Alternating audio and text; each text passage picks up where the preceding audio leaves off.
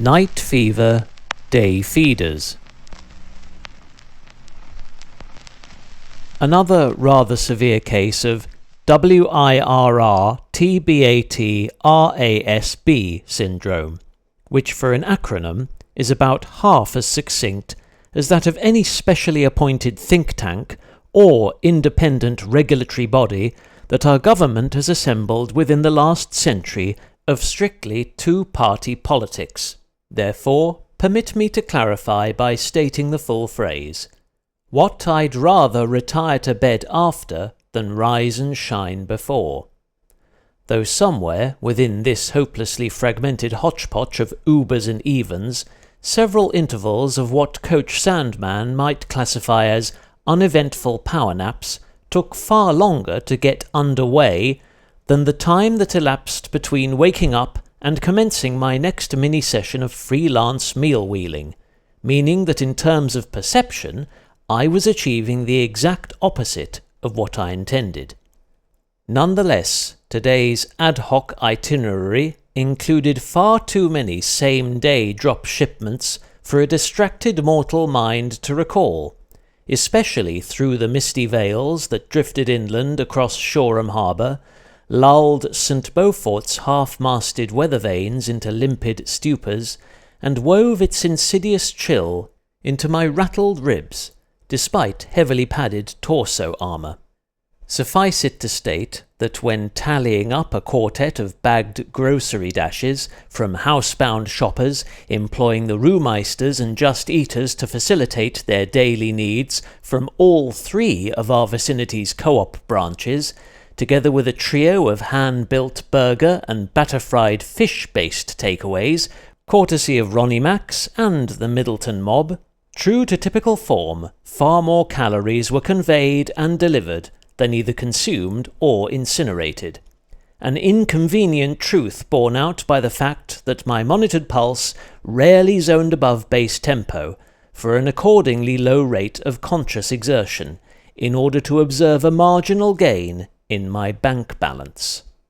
And roughly 12 hours after the day you just digested in every one of my carefully chosen syllables, what more healthy or fulfilling way could there be to depressurize after an evening filled with society's legally inflicted micro-challenges that typically involve their unwilling participants needing to prove who they are, what purpose they serve, and appease those perpetually short-tempered types who can only garner satisfaction by engaging in petty finger-pointing. This twisty 2-hour roll around what even Christopher Columbus's cartographer would have described as terminally charted tarmac before directing his exploratory captain across the Atlantic to discover a whole new continent was cranked out in the visceral and verified zombie zone, and concluded with an aborted tour to my omni-seasonal training haven of Hangleton, the secluded suburb nestled between Portslade's old village and Hove's most lavish residential quarter, all serviced by the same city council. Far from the veritable Hampton Court of sweeping crescents and vertiginous climbs that are its eastern siblings, Hollingbury and Hollingdean, where both Google and Apple Maps will frequently throw up the message, "You must be joking, please ask a local fox for directions,"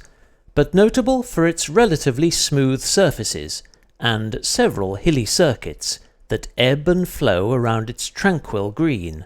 all of which remain brightly lit from the last firework on bonfire night till the faintest glow of a midwinter's dawn, and can be safely ridden in both directions, despite also providing an excellent foundation for structured training. All I desired within today's frigid maritime fret, aside from avoiding any encounters with phantom clippers ferrying shipments of tea down long-since concreted waterways, was to commandeer that bench on the common's upper fringe,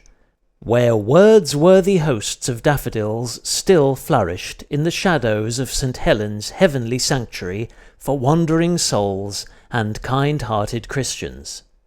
Sadly, the perilously poor visibility prevented my seeing the fog from the mist, whilst the hollow warning calls from Shoreham Harbour's restless moor were of little help to land-bound sailors.